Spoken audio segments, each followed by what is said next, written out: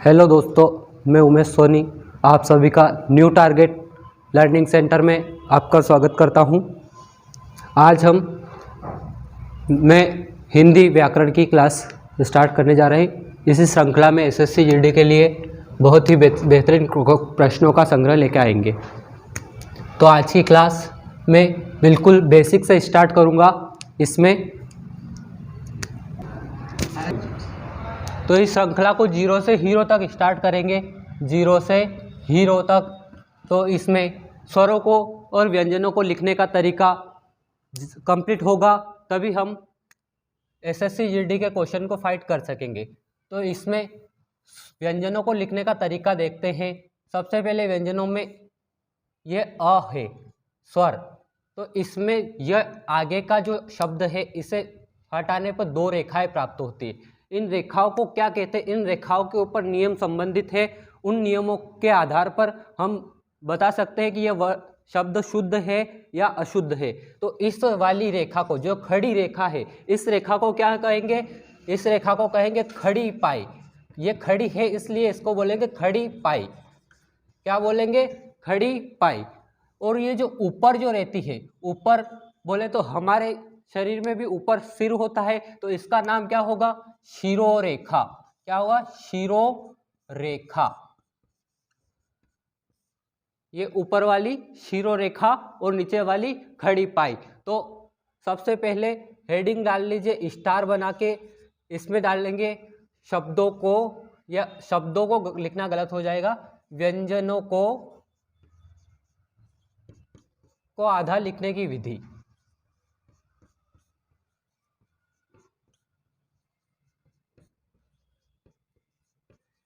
लिखने की विधि।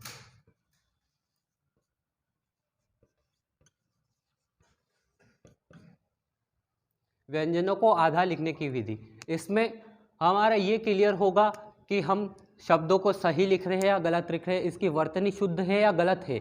तो इसको कैसे देखेंगे? तो हिंदी वर्णमाला में 3 भागों में शब्द या व्यंजन बांटे गए हैं। 2 ऐसे व्यंजन हैं, क और फ, जो ये जो खड़ी पाई है, ये जो खड़ी पाई है, इसे पार कर जाते हैं। इसे क्या करते हैं? पार कर जाते हैं। तो पार कर जाते हैं ये, तो जो सीमा को पार करते हैं उसको क्या करते हैं? उसके हाथ पांव काट देते हैं। जो सीमा को पार करते हैं उसे क्या करते हैं? उसके हाथ पांव काट देते हैं। तो ये खड़ी पाई को पार कर रही, ये देखो ये खड़ी पाई है और इसको पार कर रहे हैं, इस खड़ी पाई को पार कर गए हैं। तो इसके हाथ पांव काटेंगे, तो कैसे काटेंगे इसको? खड़ी पाई ऐसी की ऐसी रहेगी और इसको ऐसा लिख देंगे। तो ये हो गया क। इसी प्रकार इसे भी ऐसे ही लिखेंगे,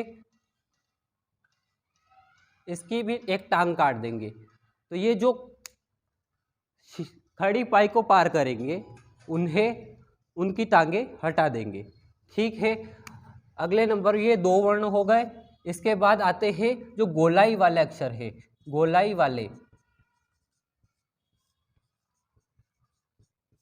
वाले में इधर देखेंगे तो यहाँ पे दिख रहे हैं ये 5 अक्षर गोलाई वाले, और यहाँ पे होता है ह। तो ये होता है ट, ठ और ड और ढ और ह। ये हो गए 5 अक्षर गोलाई वाले। तो इनको आधा लिखने के लिए न तो इनके पास कोई शिरोरेखा है, न कोई कुछ भी नहीं, लेकिन गोलाई है। तो इनको आधा लिखने के लिए उदाहरण के लिए लिख लेना एग्जाम्पल। इसको आधा लिखेंगे तो नीचे हलंत लगा देंगे, इसको बोलते हैं हलंत या हलंकार।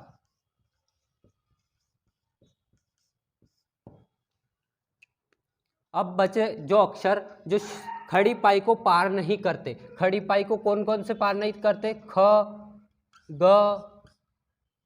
और घ। इसी प्रकार के जो शब्द है जो खड़ी पाई को पार नहीं करते, उनमें क्या करेंगे? खड़ी पाई हटा देंगे, खड़ी पाई हटा देंगे।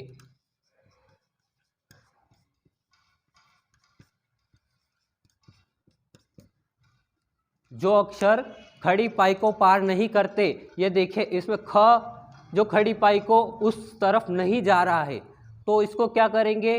खड़ी पाई को हटा देंगे। खड़ी पाई को कैसे हटाएंगे, तो इसको लिखेंगे ख और शिरो रेखा ऐसी कैसी रह जाएगी, इसकी खड़ी पाई हटा देंगे। हो गया। तो ये थी व्यंजनों को आधा लिखने की विधि। अब हम आते हैं अनुस्वार पे। अनुस्वार क्या होता है, जो ऊपर बिंदी होती है उसे बोलते हैं अनुस्वार। पुश कर दो। अब दूसरा नियम है हिंदी वर्तनी का, अनुस्वार या बिंदु की स्थिति। जैसे कि अनुकंपा शब्द है, अनुकंपा, तो इसमें यह बिंदु आ रहा है। इन बिंदु के नामकरण, इन बिंदु को कब लगाया जाता है, कहाँ लगाया जाता है, इसको बताएंगे इस नियम के अंतर्गत। तो इसमें ये हो गई हमारी शिरोरेखा, ये हो गई खड़ी पाई। खड़ी पाई के ऊपर जो बिंदु आता है उसे हम लिखते हैं अनुस्वार। अनुस्वार। खड़ी पाई के जो ऊपर बिंदु लगता है उसे कहते हैं अनुस्वार। जो खड़ी पाई के पीछे बिंदु आता है ये केवल 5 अक्षरों में आता है। इधर देखने को मिलेगा ण, ड़ और न और म और अय। इन 5 अक्षरों में, इसे 5 अक्षरों में लगाया जाता है, इसलिए इसको बोलते हैं पंचमा अक्षर। पंचमा अक्षर, पंचमा अक्षर बोलते हैं जो पीछे बिंदु होती है। जो नीचे बिंदु लगाई जाती है, जो नीचे बिंदु लगाई जाती है ड़ में, जो नीचे बिंदु लगाई जाती है इसे बोलते हैं उत्क्षिप्त। उत्क्षिप्त, इसे बोलते हैं उत्क्षिप्त। क्या बोलेंगे, उत्क्षिप्त। इसे क्या बोलेंगे, उत्क्षिप्त। जो आगे लगाई जाती है ये हमारी हिंदी वर्णमाला में प्रयुक्त नहीं की जा सकती है, क्योंकि ये उर्दू शब्दों में प्रयुक्त होती है, परंतु इसका नाम होता है नुक्ता। नुक्ता, नुक्ता। ये कहाँ पे लगाई जाती है, इसका देखा जाए तो ज को इसका उच्चारण बदलने के लिए, ज करने के लिए इसके नीचे बिंदी लगाई जाती है, फ के नीचे लगाई जाती है। ऐसे ही इसमें 4-5 अक्षर है जो कि नुक्ता में प्रयुक्त किए जाते हैं। तो ये तो हमारे किसी काम का नहीं है, क्योंकि हिंदी वर्णमाला में नहीं आते हैं, तो इसे हम हटा देते हैं यहाँ से। नुक्ता को नोट करने चाहते तो नोट कर लीजिए जानकारी के लिए।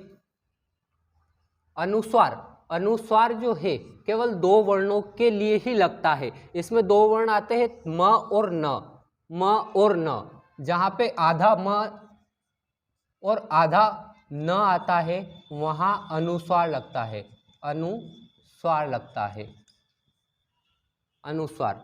ये पंचमा अक्षर। अब दूसरे नंबर पर आता पंचमा अक्षर, ये 5 वर्णों में लगता है। ट, ये ण, अण और अय, ये 3 होते हैं हिंदी वर्णमाला में। इनके पीछे लगाने के लिए इसका लगाते हैं, पंचमा अक्षर लगाते हैं इसको। और अब चौथे नंबर पर आता उत्क्षिप्त। उत्क्षिप्त केवल एक ही वर्ण में लगेगा, वो होता है ण। ण, इसके अलावा कहीं नहीं प्रयुक्त होगा। ये तो हो गई। अब अनुस्वार लगाते समय अधिक ध्यान रखना पड़ता है कि कहाँ पे अनुस्वार लगेगा। एक क्वेश्चन उठाते हैं एसएससी जीडी में आया हुआ, शुद्ध वर्तनी छाटिए। शुद्ध वर्तनी छाटिए।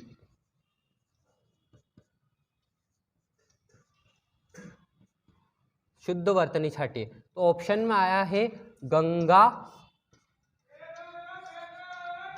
गंगा और गंगा। इन तीनों ऑप्शन में से कौन सा सही होगा ये पूछा गया है। तो इसको देखने के लिए क्या करते हैं, सबसे पहले प्रथम वर्ण, जो प्रथम वर्ण प्रयुक्त हुआ है उसे देखते हैं। उसे कौन सी लाइन में है ये, तो क ख ग घ ण वाली लाइन में है, तो ग यहाँ पे है, तो यहाँ से ग एज इट इज रहेगा।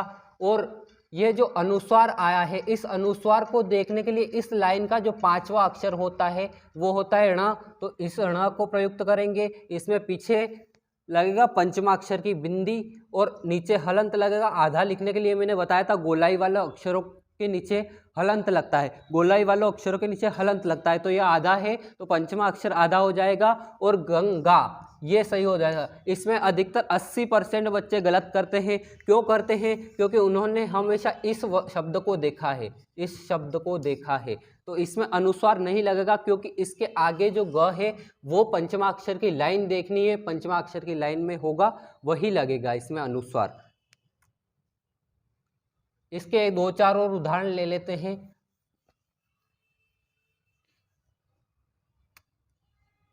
शंकर, शंकर ये सही वर्तनी नहीं है, इसकी सही वर्तनी होगी शंकर।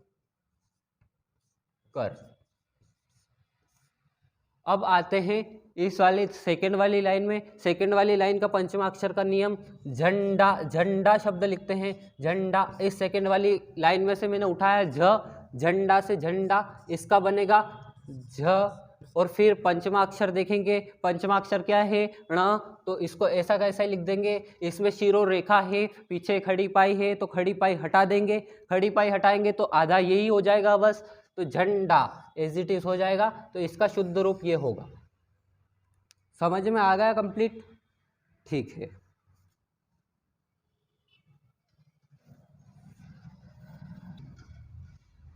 र एक व्यंजन है, व्यंजन, और री एक स्वर है।